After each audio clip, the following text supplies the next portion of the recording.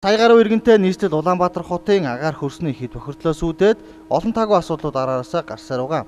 Энэхүү асуудлыг шийдвэрлэж иргэдийг тав тухтай орчин нөхцөлд амьдрах боломжийг нээх үүднээс иргэдийг урт хугацааны болон бага хүүтэй ипотекийн зээлэнд хамруулж орон сууцжуулах төс төлбөрүүдийг ч санаачлан хэрэгжүүлсээр байгаа.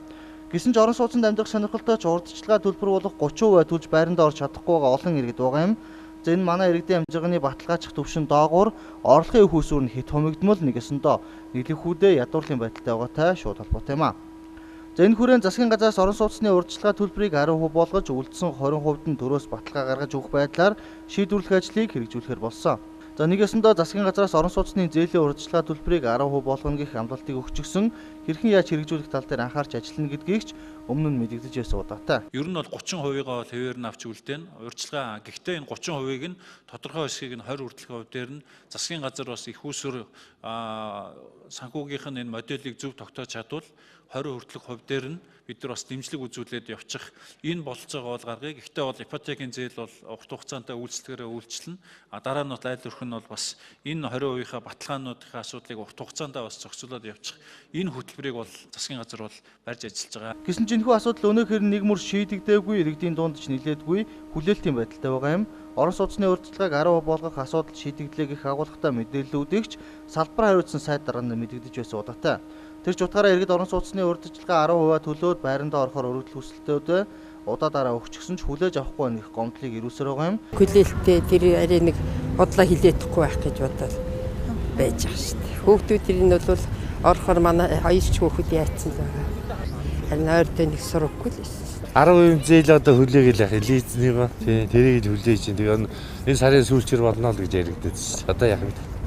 Тэрийг л хараад байж энэ таах. Ойрын хугацаанд байвал сайн л шүү дээ. Тийм тэгээд уулын ипотекийн зээлийг нэг чинь бол тэгээд тэр замаар явуулах бол зүгээр л байна даа.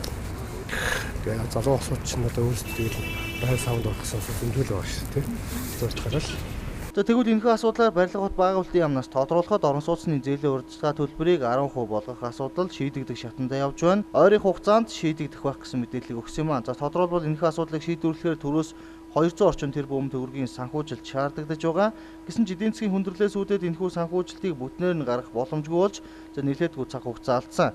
Харин энэ асуудал дээр сангийн яам болоод барилга бот байгуулалтын яам Монгол банкны хамтарсан ажлын хэсэг ажиллаж сангийн яамнаас дээрх 200 тэрбум төгрөгийн 45 орчим хувь нь 90 гаруй тэрбум төгрөгийг гаргуулахаар шийдвэрлэж байгаа их мэдээллийг өгсөн юм. Ямар ч тач эхний ээлжний 90 гаруй тэрбум төгрөгийн санхүүжилт шийдэгдсэн тул үүнийг хэрхэн яаж зарцуулах талаар сангийн яам Монгол банкны хамтарсан ажлын хэсгийнхэн журам гаргана, тухайн гаргасан журмын дагуу шийдэхээр болжээ. Үүний дараа үлдсэн 20% хэрхэх асуудал яригдах өгөөд үүнтэй холбоотойгоор барилга бот байгуулалтын яам сангийн яам Монгол банкны хамтарсан жижиг хилцээрүүд хийгдэж орон сууцны зээлийн батлан даалтыг банкудаар дамжуулах уу санхүүгийн корпорациудаар үг гэдгийг тодорхой болгох талаар яригдж байгаа гэдгийг их сурвалж хэлсэн юм аа. Түүнээс гадна барилга бот байгуулалтын яамнаас аралжааны банкудтай уулзалт хэлэлцээрийг хийж эхэлсэн байна. Тодорхойлбол өнөөдөр тус яамны мэрэгчлэтнүүд Голомт банкны төлөөллөлтөд уулзаж ярилцсан талаарх мэдээлж байгаа юм аа. Түүнчлэн орон сууцны зээлийн урьдчилгаа төлбөрийг 10% болгох ажил нь зорилттой хөтөлбөр учраас залуу гэр бүлүүд хөгжлийн бэрхшээлтэй иргэд өндөр наснууд зэрэг зорилттой бүлгийн иргэдэд чиглэгдэнэ гэдгийг ч их сурвалжууд хэлсээр байна.